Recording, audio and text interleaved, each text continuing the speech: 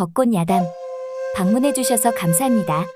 구독, 좋아요, 알림 설정은 여러분의 사랑입니다. 벚꽃 야담 이야기 시작하겠습니다. 조선 어느 마을에는 팔방미인으로 소문이 난 여진아 씨가 살았답니다. 여진아 씨는 사대부 가문의 무남동녀로 부모님은 금지옥엽으로 키웠죠. 그리하여 여진아 씨의 부모님은 항상 여진이가 걱정이 되었답니다. 그도 그럴 것이 미모는 어머니를 닮아 피부는 백옥처럼 희고 눈은 송아지 눈처럼 크고 맑았으며 코와 입술은 고고하고 매혹적이었으니까요. 또한 아버지의 두뇌를 닮아 명석했으니 말하기 시작하면서 천자문을 속전속결로 떼었답니다. 그리하여 나이 16세가 된 여진아 씨는 사서오경을 뗀 지는 오래되었죠.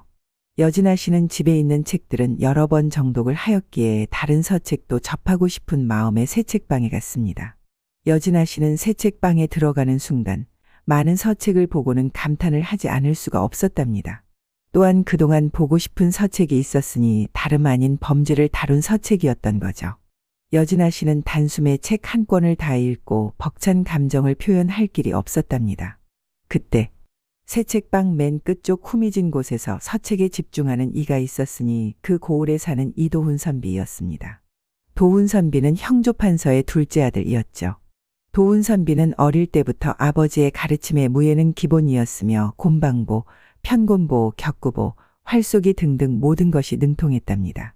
용모는 반듯하고 잘생겼으며 키는 일반인보다 머리 하나가 더 있어 사람들을 내려다보았습니다. 헌데 성질은 꼬장꼬장 까칠했으며 별명은 얼음선비로 고을에 알려져 주변 사람들이 알아서 피해 다녔던 거죠. 허나 그 누구도 도훈 선비에 대해 모르는 것이 있었습니다. 도훈 선비는 무예보다는 서책 읽는 것을 더 좋아했던 거죠. 그리하여 틈만 나면 새 책방에서 서책을 보는 낙으로 하루를 보냈답니다. 헌데 도훈 선비의 귀한 시간을 방해하는 이가 있었으니 바로 여진아 씨였습니다. 여진아 씨는 새 책방에 들어오는 순간부터 감탄의 환호성을 지르니 도훈 선비는 순간 짜증이 확 났답니다. 새 책방에서 정숙하지 못하고 배우지 못한 낭자이겠지? 분명 얼굴은 매주 눌러 놓은 것처럼 생겼겠구나. 도훈 선비는 자신의 귀한 시간을 방해하는 낭자를 가만히 두고만 볼 수는 없었답니다. 그리하여 도포자락을 휘날리며 독살스러운 표정을 하고는 책꽂이 모서리를 돌며 나오는데 책꽂이 모서리에 여진아 씨가 와 있는 줄은 몰랐던 거죠. 여진아 씨도 갑작스럽게 덩치 큰 사내가 나와 놀라지 않을 수가 없었습니다. 그리하여 여진아 씨는 중심을 잃고 뒤로 넘어가려고 할 때 도훈 선비의 옷을 두 손으로 불끈 쥐었답니다. 여진아 씨는 뒤로 넘어지지 않으려고 본능적으로 잡았던 도훈 선비의 옷을 오른손으로는 옷고름을 뜯어냈고 왼손으로는 도훈 선비의 옷을 잡아당겨 옷 반쪽이 벌러덩 벗겨진 거죠. 도훈 선비의 근육들은 불끈불끈 여진아 씨에게 화를 내듯이 울퉁불퉁하였습니다. 여진아 씨는 자신이 한 짓을 짧은 시간에 다 보았기에 순진한 송아지 눈은 금방이라도 울듯이 촉촉하였으며 백옥 같은 피부는 복숭아처럼 볼이 발그스레졌답니다. 도훈 선비는 넘어지지 않으려고 자신한테 매달려 있는 여진아 씨의 가느다란 허리를 잡아 잘 세워주고는 유유히 새 책방 어딘가로 사라지고 말았죠. 여진아 씨는 도훈 선비의 뒷모습을 보고 말하였습니다. 선비님, 죄송합니다. 제가 어떻게 보상을 해드려야 할런지요? 여진아 씨는 자신이 이렇게 말을 하는데도 뒤돌아보지 않는 도훈 선비가 마음에 들지는 않았습니다. 한편 도훈 선비는 새 책방 깊숙한 곳에 비밀의 문으로 들어가 문을 닫고 깊은 숨을 내쉬었죠. 도훈 선비는 여진아 씨의 놀란 얼굴을 보는 순간 고고하고 매혹적인 얼굴에 반해버렸답니다. 지금까지 도훈 선비의 눈에 들어온 여인은 처음이었으며 서책을 좋아하는 여인도 처음이었던 거죠. 허나 도훈 선비는 대수롭지 않다고 생각을 하였습니다. 이름도 모르고 어느 집 여식인지도 모르는 여인을 자신이 계속 좋아할 리 없다고 생각했으며 자고 일어나면 잊혀질 여인이라 생각했답니다. 헌데 그것은 도훈 선비의 큰 착각이었던 거죠. 아침이 되기도 전에 여진아 씨가 자꾸 생각이 나 뜬 눈으로 밤을 지새웠으니까요.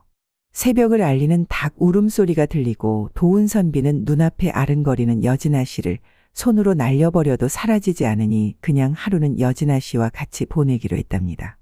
헌데 오늘은 벗들과 활쏘기로 지는 사람이 술래기하는 날이었습니다. 도훈 선비는 잠도 못 잔 퀭한 눈을 하고는 있지만 지금까지 어떤 누구한테도 진 적이 없었기에 걱정은 하지 않았답니다. 그렇게 활쏘기 내기는 시작이 되었고 한 번씩 돌아가며 활을 쏘는데 도훈선비 차례였습니다. 도훈선비는 자신 있게 활을 당겼고 관역의 중앙을 맞춰 쏘려는 찰나 여진아 씨의 얼굴이 관역 중앙에 떡하니 버티고 있는 것이 아니겠어요. 도훈선비는 차마 여진아 씨 얼굴에 활을 쏠 수가 없었답니다. 결국 도훈선비는 활을 쏴보지도 못하고 꼴찌를 하게 되었던 거죠. 그리하여 정자의 안자벗들과 주거니 받거니 술을 마셨답니다. 그 소문 들었는가? 이웃 마을의 처녀들이 길을 걷다가 쓰러져 죽는다더군. 헌데 사망 원인을 찾지 못했다네. 그런 해괴한 일이 다 있는가? 지금 고을에서 도는 소문은 왕이 무능하여 하늘에서 저주를 내렸다고 왕을 원망하고 있다네. 도훈선비는 자신의 머리에는 온통 새책방에서 만난 여진아 씨만 생각이 났던 거죠. 한편 여진아 씨는 아버지와 담소를 나누고 있었습니다. 여진아 씨의 아버지는 왕의 측근인 직제학 김승주 대감이었답니다. 아버지 요즘 여인들이 괴이하게 죽는다고 들었습니다. 그렇단다. 그리하여 살인사건에 대해 알아보고 있는 중이다. 아버지, 혹시 검시하실 때 저도 참관하면 아니 될까요? 제가 좀 짚히는 것이 있어 확인하고 싶습니다. 김 대감은 여진아 씨의 총명함을 알고 있기에 생각을 했답니다. 검시관들이 아직 원인을 찾지 못하고 있기도 하고 왕과 모든 조정 대신들은 답답해하고 있으니 여진의 총명함을 믿어보는 것도 좋을 것 같군. 그리하여 다음날 날이 밝으면 여진아 씨와 함께 궐에 있는 검언관에 가기로 하였죠. 한편 도훈선비는 늦은 저녁 아버지와 술을 하고 있었답니다. 도훈아, 내일 꼴에 들어갈 것이다. 그러니 차비하거라. 아버지 저는 조정일은 관심이 없습니다. 알고 있다. 내가 오죽 답답하면 너한테 부탁을 하겠느냐? 내일 검언관에 가서 요즘 죽어가는 처녀들의 사망 원인을 같이 알아보자꾸나. 도훈선비는 낮에 벗이 얘기한 일이 생각이 났습니다. 다음 날 검언관에 도훈선비가 들어갔습니다. 헌데 한복을 곱게 입은 여인이 흰 앞치마를 두르고 얼굴에 앞가리개를 하고는 시체를 유심히 보고 있는 것이 아니겠어요. 헌데 여인의 행동은 거침이 없었죠. 시체의 입을 벌리고 안을 쳐다보았으며 눈과 코, 귀 그리고 온몸을 구석구석 보았답니다. 헌데 목젖이 붉은 것 빼고는 이상한 점을 발견하지 못했습니다.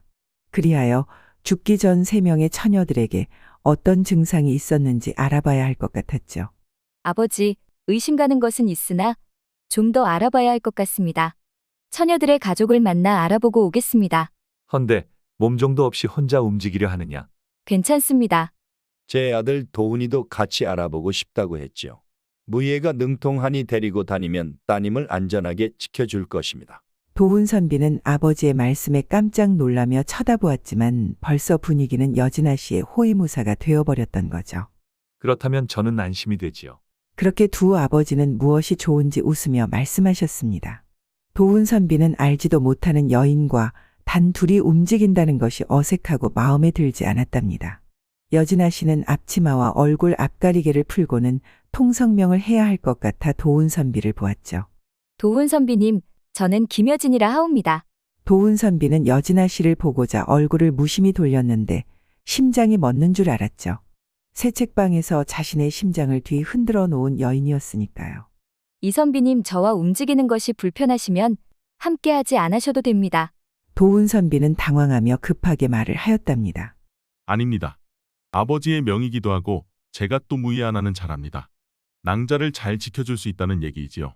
그리하여 두 사람은 3명의 처녀집을 방문하여 알아보니 공통 증상이 있었습니다. 3일 정도 독감 증상이 있었으며 구토와 설사 그리고 탈수 증상도 있었다는 거죠. 여진 낭자는 무엇이라 생각하고 있는 겁니까? 독입니다. 이 독은 청산가리보다 1000배나 독성이 강해 액체나 가루 형태로 복용하거나 흡입하면 몇 시간 내에 독감 증상을 보이다가 3일 이내에 폐와 간, 신장이 망가지면서 목숨을 잃게 됩니다. 1000배면 적은 양으로도 위험한 것이 아닙니까? 네, 맞습니다. 그리하여 좀 더 알아봐야 할 것이 생겼습니다. 무엇이요? 저도 함께하겠습니다. 정말이십니까? 제가 여진낭자의 호위무사가 아닙니까? 끝까지 함께하겠습니다. 그럼 내일 아침 일찍 저작거리 초입에서 만나지요. 아닙니다. 여진낭자 댁으로 가겠습니다. 그렇게 말을 하고는 도훈선비는 뒤돌아 걸어갔으며 그 모습이 마치 신나 들뜬 어린아이처럼 보여 여진아 씨는 피식 웃었죠. 한편 어두운 광산에서는 횃불을 켜놓고 많은 광부들이 땀을 흘리며 금을 캐고 있었습니다. 그들을 바라보고 있는 사람이 있었으니 좌상과 책임자로 일하는 용두라는 사람이었답니다. 용두야, 오늘 금을 많이 캤구나. 주인님이 좋아하시겠다. 더 많이 캐어 대감님의 은혜에 보답하겠습니다. 좌상은 흡족한 얼굴을 하고는 광산에서 나와 말을 타고 달렸습니다. 그리고는 아주 큰 기와집 문 앞에서 내렸죠. 좌상은 대문으로 들어가 별저로 갔습니다. 별저에 들어가니 왕의 형제인 안양군이 왕좌처럼 생긴 의장에 앉아 있었답니다. 그 모습은 마치 왕처럼 보였던 거죠. 안양군님 금이 생각보다 많이 모아지고 있습니다. 그 일을 더 앞당길 수 있을 것 같습니다. 백성들 민심은 어떠한가? 백성들이 불안에 떨고 서서히 왕을 원망하기 시작을 했지요. 안양군은 후궁의 아들로 태어나 대군이 될 수 없음을 알면서도 권력에 욕심이 많은 터라 왕의 자리가 탐이 났던 거죠. 그리하여 좌상과 함께 왕의 자리를 노리며 준비를 하고 있었답니다. 한편 도운선비와 여진아 씨는 동이 틀 무렵 함께 마을 중심에 자리 잡고 있는 동산으로 올라갔습니다. 이곳으로 올라가면 온 마을을 다 내려다 볼 수 있는 큰 정자나무가 나오지요. 분명 제가 확인하고 싶은 것이 눈에 보일 것입니다. 도운선비는 여진아 씨의 작은 머리에 어떤 생각하는지 종잡을 수가 없었답니다. 선비님? 그런데 이상하지 않습니까? 처녀만 골라 죽이고 있습니다. 왜일까요? 지금 백성들 사이에서는 누군가 왕의 무능함에 하늘이 노하여 처녀들을 하늘의 제물로 바쳐 빌고 있다고 소문이 돌고 있답니다. 그렇다면 영모의 가능성도 배제할 수는 없는 듯합니다. 영모요. 도운선비는 생각지도 못한 말이 나와 놀란 얼굴을 하고는 여진아 씨를 쳐다보았습니다. 지금은 가능성 있는 것을 다 열어두고 생각해보는 겁니다.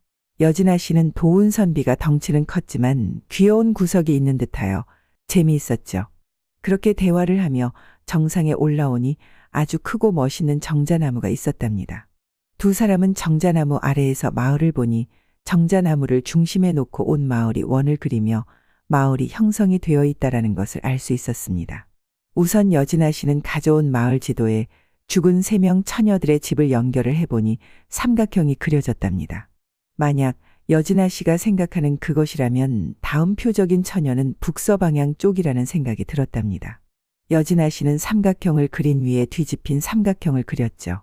그 모습을 지켜보던 도운선비는 여진아 씨와 눈이 마주쳤던 거죠. 도연선비님 별사매에 대하여 알고 있는 것이 있습니까? 별사매는 좌상이 주체로 하는 모임이지 않습니까? 매해 가난한 사람들을 위해 쌀을 나눠주니 백성들 사이에서는 친송되고 있지요. 그겁니다. 왜 미처 그것을 생각을 못했을까요? 민심을 흔들수록 별사매를 따르는 백성들이 많아지겠죠. 좌상 뒤에 분명 거대한 사람이 있습니다. 그 사람을 알아내야 합니다. 영모의 가능성이 더 커졌습니다. 여진낭자, 당신이 얼마나 위험한 생각을 하고 있는지 알기나 하십니까? 도운선비는 순간 두려움에 사로잡혔답니다. 그도 그럴 것이 처음 한눈에 반한 여인이 위험한 길을 자처해서 가려 하는데 두렵지 않은 사내가 어디 있겠습니까? 그리하여 여진아 씨의 두 팔을 잡고 말을 하였습니다. 여진낭자는 여기까지만 관여하시지요. 나머지는 제가 알아서 해결을 하겠습니다. 아니 됩니다. 여기까지 알게 된 이상 그놈들을 가만히 놔둘 수가 없지요. 도운선비는 떨리는 소리로 말을 하였답니다. 제가 왕을 지키겠습니다. 그러니 제발 위험 곳으로 찾아가지 마시라는 말입니다. 여진아 씨는 도운선비의 떨리는 목소리에 심장이 이상하게 반응하고 있었습니다. 여진아 씨는 가만히 도운선비의 눈을 올려다보았죠. 제가 누구인지 기억이 나지 않습니까? 새 책방에 저와 부딪히고 넘어질 뻔하였지요. 여진아 씨는 그제야 도운선비가 왜 이리 낯설지 않았음을 알게 되었답니다. 여진낭자의 얼굴을 본 이후로 여진낭자만 생각이 났소. 여진아 씨는 도운선비의 갑작스러운 고백을 듣고 나니 얼굴에 열이 오르고 심장이 빠르게 뛰는 것이 아니겠어요. 그렇게 두 사람은 몽글몽글 피어나는 사랑의 감정과 말랑말랑 심장의 떨림을 서로 느끼며 다음 표적의 집으로 갔답니다. 두 사람은 먼저 그 집에 처녀가 살고 있는지 이모저모를 마을 사람들한테 알아보고 있었죠. 헌데 뜻밖의 소리가 들렸습니다. 영실이 그것이 요즘 사내를 만나는데 어제 밤에 방앗간에서 그 짓 하는 것을 봤다지. 사내는 누구인지 아시나요? 아마 용두놈 같다고 하던디. 매일 빈둥빈둥 놀던 놈이었는데 저짝 산에 광산 책임자로 일을 하면서 신세가 훤해졌구먼. 그리하여 두 사람은 영실이 집 근처에서 영실이가 나오길 기다렸습니다. 얼마나 시간이 지났을까? 영실이가 빨랫감을 들고 싱글벙글 나오는 것이 아니겠어요. 그리고 영실이 집 뒷마당으로 한 사내가 급하게 빠져나가고 있는 것이 보였답니다. 두 사람은 영실이 뒤를 쫓아갔습니다. 영실이는 어깨를 들썩이며 기침을 했죠. 여진아 씨는 마음이 급하여 영실이를 붙잡고 물어보았답니다. 기침을 하는 것 같은데 언제부터 기침을 했는가? 아침에도 기침이 없었는데 이상하게 목이 칼칼하면서 기침이 나옵니다. 좀 전에 마시거나 먹은 것이 있었는가? 인절미를 먹었지요. 그런데 무슨 일이십니까? 좀 더 증상이 심해질 것이고 구토와 설사가 생길 것이다. 그러기 전에 먹은 것을 토해내어야 한다. 그래야 살 가능성이 높아질 것이다. 그것이 무슨 말씀이신가요? 이제 시간이 없다. 영실이는 사실 구토 증상이 있었던 거죠. 그리하여 영실이는 나무 뒤로 가서는 목에 손가락을 깊숙하게 넣고는 토해냈답니다. 그리고는 여진아 씨는 가까운 의원 집으로 영실이를 데리고 가서는 독을 해독하는 약을 먹이게 하였습니다. 인절미는 누가 주었느냐? 광산에서 일하는 용두라는 사람입니다. 그리하여 용두라는 사람을 잡기 위해 의금부에서 광산으로 갔죠. 광산이 있는 곳에 거의 도착을 할 때쯤 큰 굉음이 들렸습니다. 그리하여 광산으로 뛰어갔지만 광산이 폭발되었고 모든 것이 사라진 상태였답니다. 다음 날 도훈선비는 여진아 씨와 함께 새 책방으로 갔죠. 그리고는 도훈선비는 벽을 손으로 밀었답니다. 벽이 자연스럽게 열리고 도훈선비는 여진아 씨한테 들어오라 손짓을 했습니다. 비밀의 문으로 들어간 여진아 씨는 놀라지 않을 수가 없었죠. 겉에서 보이는 새 책방은 작은 일부 분이었던 거죠. 그 안은 진귀한 책들이 많이 있었답니다. 여진아 씨는 한참을 말을 못하고 수많은 책들을 바라보았습니다. 그 중에서 눈에 띄는 것은 수사를 가능하게 했던 법의학서인 무원록, 증수무원록, 증수무원록원에 그리고 심리록이 있었답니다. 여진낭자도 책을 좋아하는 것 같은데 언제든 이곳에 오셔서 책을 보시지요. 정말 그리해도 되겠습니까? 당연하지요. 도훈선비는 그렇게 책을 좋아하는 여진아 씨를 보고 더 흐뭇하였죠. 이선비님, 지금까지 조합을 해보면 전 영모로 밖에 생각할 수가 없습니다. 도훈선비는 여진아 씨를 물끄러미 쳐다보며 말을 하였답니다. 여진낭자, 이 일은 무지 위험합니다. 그런데도 계속 이 사건에 대해 파헤칠 겁니까? 당연하죠. 하나씩 파헤쳐 나쁜 놈들을 벌로 응징해야겠습니다. 도훈선비는 지금까지 지켜봤던 여진아 씨라면 혼자라도 충분히 위험한 곳을 찾아다닐 거라 생각했던 거죠. 그리하여 무언가를 결심한 듯 도훈선비의 뒤에 여닫이 문을 열었답니다. 그런데 이것이 웬일이랍니까? 그곳에는 안양꾼을 시작으로 좌상, 호판, 관찰사, 동지사 등 조정관리들이 거미줄처럼 그려진 조직도가 있었습니다. 오늘 정자나무에서 그렸던 별삼의 조직도 이었던 거죠. 아니, 선비님 이것은 별삼의 조직도가 아닙니까? 선비님은 어떤 분이십니까? 저는 전하의 어명을 받고 움직이고 있습니다. 전 안양꾼이 영모를 꾸미고 있다는 사실을 알고 별사매를 무너뜨리기 위해 파헤치고 있었답니다. 헌데 제가 이 일을 행할 때 여진낭자가 제 약점이 될까봐 두렵습니다. 이선비님이 무슨 말씀을 하시는지 모르겠습니다. 도훈선비는 자신을 순진한 표정으로 바라보는 여진아 씨가 너무 반짝반짝 빛나 자신도 모르게 여진아 씨의 얼굴을 가볍게 잡고 입맞춤을 했답니다. 여진아 씨는 처음 느껴보는 달콤함이어서 놀라 도훈선비의 가슴을 밀치려 했지만 너무 단단하여 움직이지도 않았죠. 그리하여 여진아 씨도 달콤한 입맞춤에 스르륵 녹아 들어갔습니다. 도훈선비도 자신의 마음을 끝까지 숨기지 못한 후회와 여진아 씨의 달콤한 맛에 스며들고 있었답니다.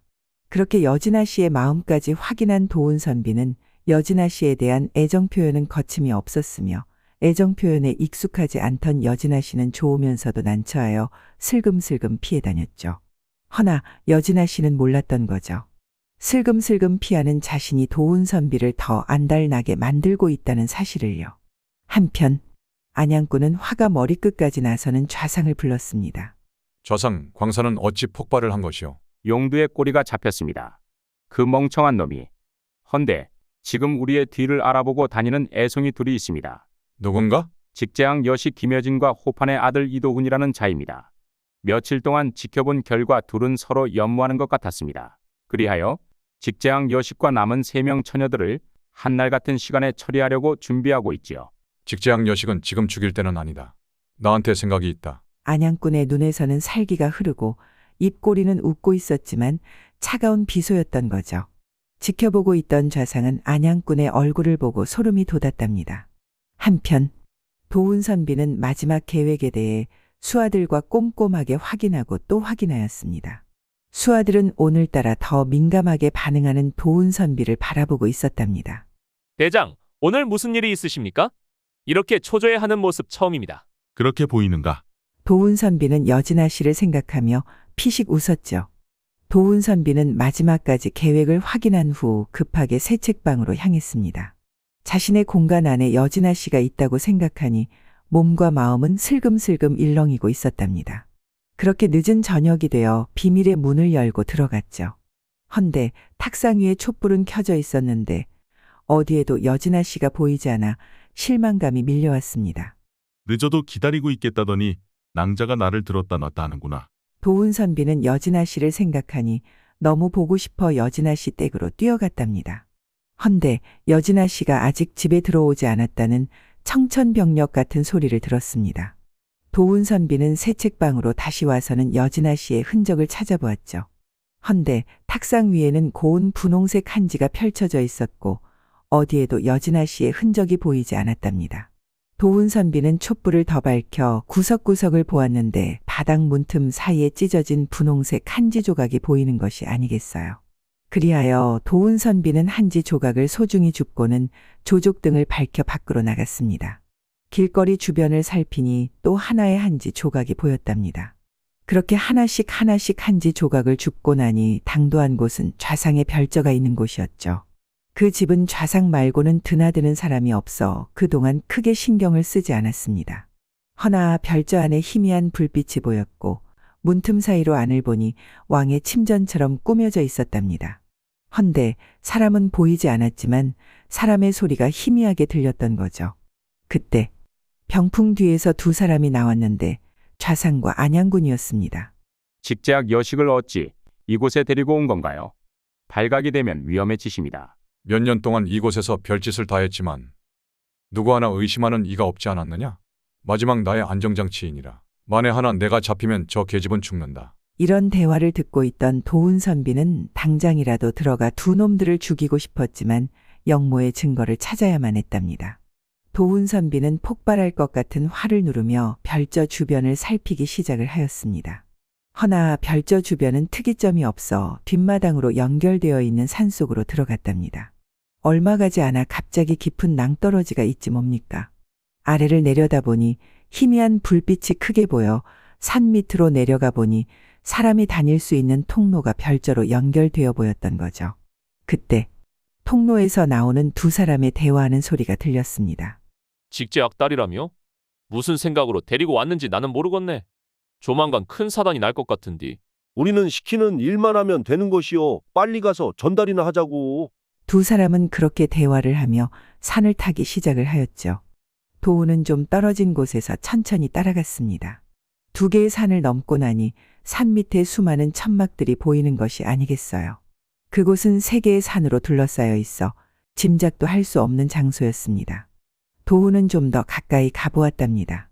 그곳에는 수많은 병사들이 모여 있었고 그동안 금으로 군사 자금을 조달하고 있었다는 것을 말해주고 있었습니다. 병사들이요. 모레 밤이면 그동안 우리가 팔았던 왕을 우리 손으로 다시 세우는 날이 될 것이다. 병사들은 소리 대신 팔을 올려 환호하는 듯 보였고 도훈선비는 마음이 급해졌습니다. 어서 이 사실을 알리고 모든 계획을 전면 수정을 해야 했으니까요.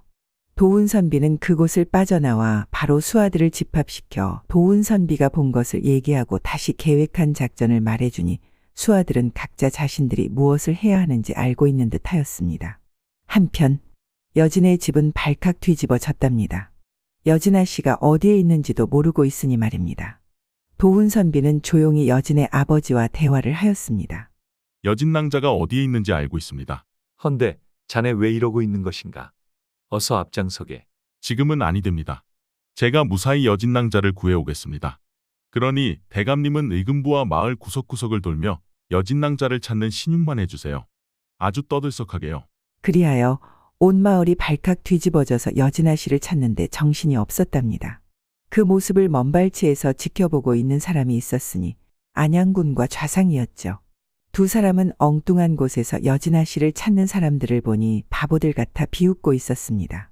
오늘은 저 꼴을 보니 편안하게 잠을 잘 수 있겠구나. 안양군은 앞으로 벌어질 일들을 상상하며 흐뭇한 미소를 짓고는 잠을 자기 위해 별조로 갔답니다. 한편 도훈선비는 새 책방 비밀의 방에 와서는 의자에 털썩 주저앉았죠. 그리고는 가슴 안쪽에 분홍색 한지 조각을 탁상에 펼쳐 놓았습니다. 어두운 밤이어서 잘 몰랐지만 조각조각의 붓글씨 일부분이 보였답니다.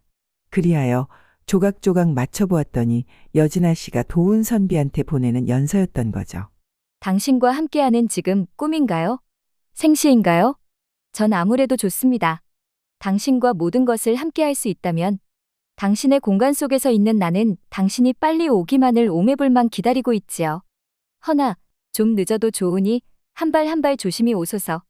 당신을 영원히 연모하는 여진. 도훈선비는 여진아 씨의 연서를 읽는 순간 두 눈에서는 눈물이 흘렀습니다.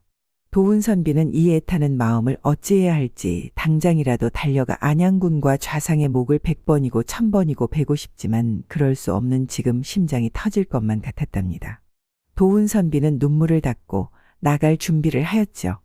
도훈선비는 별저에 좀 일찍 도착을 하여 군사들이 제대로 배치가 되었는지 확인을 마무리하였답니다. 동이 트려고 할 때 모든 군사들은 일제히 영모자들을 때려잡고자 출동을 하였죠. 도훈선비는 급하게 방으로 뛰쳐들어가 안양군을 잡으려 했으나 이불자리만 남겨져 있을 뿐 사람이 사라지고 없었습니다. 그리하여 여진아 씨도 찾았지만 아무 곳에도 없었답니다. 또 다른 출구가 있더라는 말인가? 도훈선비는 마음이 급해졌습니다. 그리하여 병풍에 화풀이를 하듯이 돌려차기로 팍 차버리니 두 개의 출구가 보였던 거죠. 도훈선비는 또 다른 출구로 빠르게 달려가 나오니 다른 산으로 이어져 있어 무조건 뛰었습니다. 그렇게 나뭇가지에 스쳐 얼굴에 상처가 났지만 지금은 어떤 것도 여진아 씨 말고는 중요한 것이 없었으며 숨이 턱까지 찰쯤 저 멀리 포승줄에 묶여 끌려가는 여진아 씨가 보였답니다. 도훈선비의 눈빛은 인간의 눈빛이 아니었으며 돌변한 눈빛은 안양꾼을 잡아 삼킬 듯이 살벌하게 보였습니다. 안양꾼은 도훈선비의 눈빛을 보고는 자신이 인지를 잘 못 선택했음을 깨닫는 순간이었던 거죠. 안양꾼은 더 이상 물러설 곳이 없었기에 멈추고는 여진아 씨로 협박을 했죠. 안양꾼, 넌 절대 자수하지 말거라. 내가 감히 누구를 협박했는지 알려주마. 도훈선비는 서서히 안양꾼한테 심리적 압박을 시작하였죠. 안양꾼은 서서히 자신한테 오는 도훈선비가 자신을 무시하는 것 같아 무척 기분이 나빴답니다. 그리하여 안양꾼은 돛가루가 든 통을 꺼내고 있었습니다. 그 사이 도훈선비는 손으로 여진아 씨한테 서서히 안양군 옆에서 떨어지라 신호를 보냈죠. 돛가루가 담긴 통을 열고 꺼내려 할 때 도훈선비는 이미 쏜살같이 뛰어가 여진아 씨를 자신의 품으로 당기고 돛가루가 담긴 통은 돌려차기로 계곡으로 떨어지게 하였답니다. 그때 돛가루가 떨어지며 안양꾼 얼굴에 날렸고 안양꾼은 자신의 코와 입에 들어간 돛가루를 정신없이 털어내려다 그만 계곡 아래로 떨어지고 말았답니다. 도훈선비는 떨어지는 안양꾼을 여진아 씨가 볼 수 없도록 자신의 품에 안았습니다. 도훈선비는 어떠한 말도 할 수가 없었죠. 도훈선비는 여진아 씨의 몸이 가냘프게 떨고 있었지만 해줄 수 있는 건 안아주는 것뿐이었답니다. 여진아 씨는 도훈선비의 마음을 아는지 도훈선비의 넓은 품에 더욱 파고들며 안겼습니다. 그런 여진아 씨의 몸짓은 도훈선비를 애간장 녹게 만드는 데 충분하였던 거죠. 도훈선비는 여진아 씨와 행복한 시간을 보내고 싶었는데 여진아 씨는 작은 사건부터 큰 사건까지 쫓아다니며 바쁜 시간을 보내고 있었습니다. 그리하여 도훈선비는 큰 결심을 하였죠. 지금까지는 나라를 위해 일을 하였다면 이제부터는 미래의 부인이 될 여진아 씨의 호위무사가 되어 몸과 마음을 다 바쳐 애심으로 여진아 씨를 모시기로 말입니다. 그리하여 도훈선비는 365일 바쁜 와중에도 짬짬이 틈틈이 여진아 씨를 올라타고 들었다 놨다 했으며 여진아 씨를 천국으로 자주 보내버렸다는 벚꽃 야담 이야기였습니다. 양주 지학이란 사자성어가 있습니다.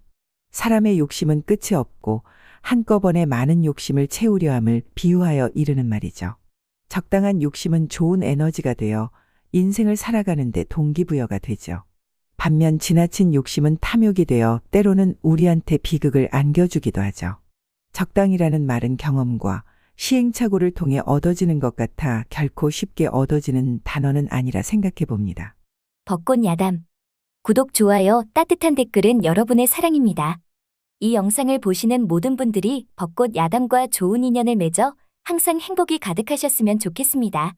오늘도 행복한 하루 보내세요.